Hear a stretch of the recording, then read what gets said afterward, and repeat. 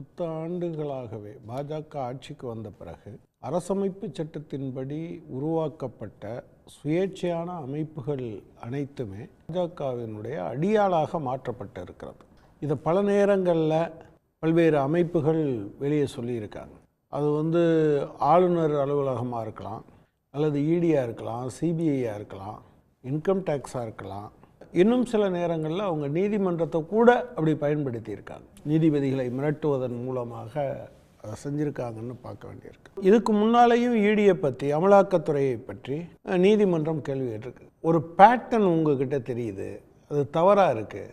நீங்கள் தவறு செய்ததாக கைது செய்து விட்டு பிறகு ஆதாரங்களை தேடிக்கொண்டு இருக்கிறீர்கள். இது ஹேமந்த் சோரன் மாதிரி ஒரு முதலமைச்சராக இருந்தவரை கைது செய்த பிறகு அவர்கள் அப்படி தேடிக்கொண்டிருந்தார்கள்.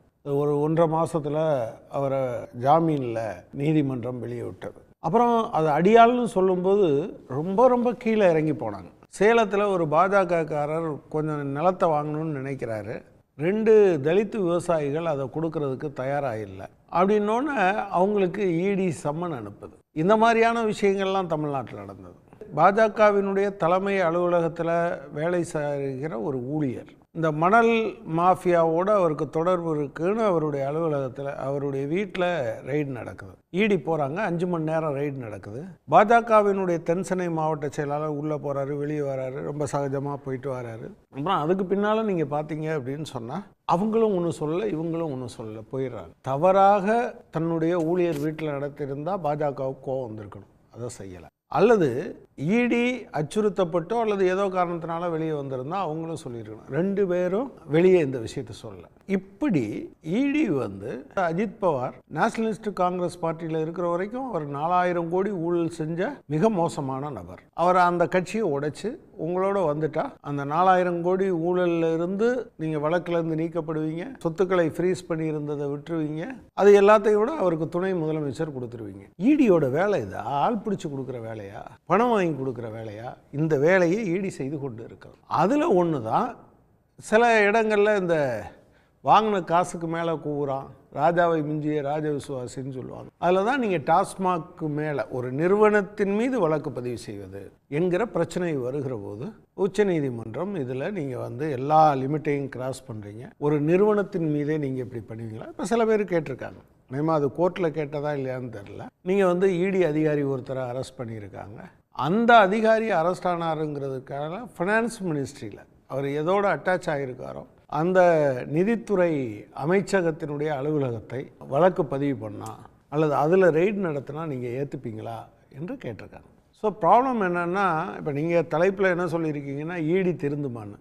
இடி இல்லை, திருந்த வேண்டியது ஒன்றிய அரசாங்கம், நரேந்திர மோடி தலைமையிலான கேபினெட் திருந்தணும். அது திருந்தாமல் அது ஒரு இடத்துக்கெல்லாம் தான் இடி போய்கிட்டு இருக்கு. எனவே இடின்னு சொல்கிறதுல எந்த அர்த்தமும் கிடையாது. அவர்கள் ஒவ்வொன்றையும் அதை நிர்மூலப்படுத்தி விட்டார்கள். அது இன்கம் டேக்ஸு அல்லது சிபிஐ அல்லது இடி அல்லது பல கோர்ட்டு, இது எல்லாத்தையுமே அவங்க சீரழித்து வச்சுருக்காங்க. எனவே இதை சீர்படுத்த வேண்டிய பொறுப்பு மிகப்பெரிய அளவிற்கு விடுதலைக்கு முன்பிருந்தும் சரி, விடுதலைக்கு பின்பாகவும் சரி, ஒவ்வொரு அரசு அமைப்பின் அங்கமும் கொஞ்சம் கொஞ்சமாக மேம்படுத்தப்பட்டே இருந்தது. பார்த்தீங்களா?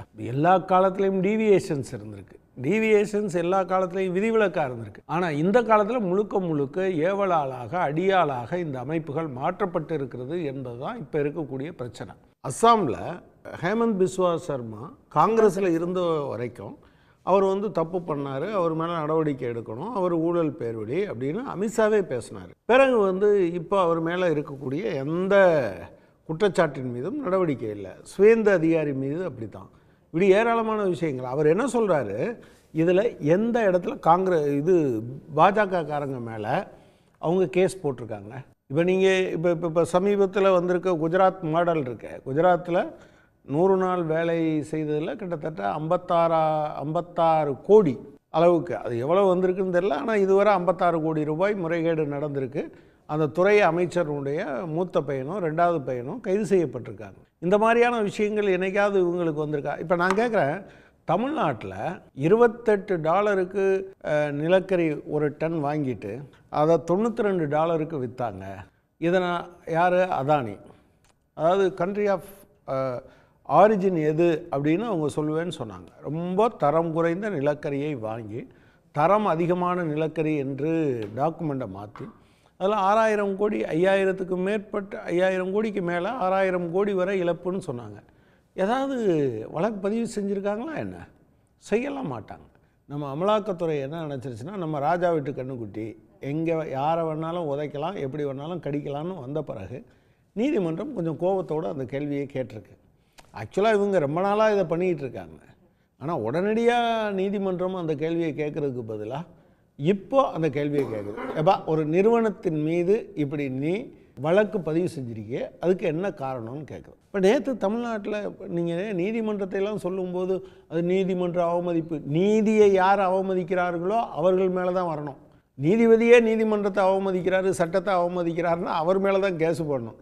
நீதிபதி சட்டத்தை அவமதிக்கிறார் அப்படின்னு சொன்னால் நீதிமன்ற அவமதிப்புன்னு பல பேர் மிரட்டிக்கிட்டே இருப்பாங்க. நீங்கள் எல்லாத்தையும் ஆஃப் பண்ணிவிட்டு திடீர்னு தடை விதிக்கிறாங்கங்கிற விஷயம்லாம் எங்கிருந்து வருதுன்னு நினைக்கிறீங்க? எனவே இந்த ஒட்டுமொத்த விஷயத்திலும் சமீப காலத்தில் ரிட்டையர் ஆன இந்திய தலைமை நீதிபதிகள் எல்லாரும் ஓய்வு பெற்ற பிறகு ஓராண்டுக்குள் ஏதோ ஒரு பணியை வாங்கி கொண்டு சென்றிருக்கிறார்கள், கைமாறாக பெற்றிருக்கிறார்கள். இட்ஸ் அ ட்ரேட் ஆஃப், இது கைமாறு. எனவே நீங்கள் சிபிஐயிலேருந்து நீங்கள் எல்லா இதையும் இவங்களுடைய அடியாளாக பயன்படுத்துகிறார்கள். அதில் ஒரு கோபத்தில் உச்சநீதிமன்றம் இன்றைக்கி சொல்லுது.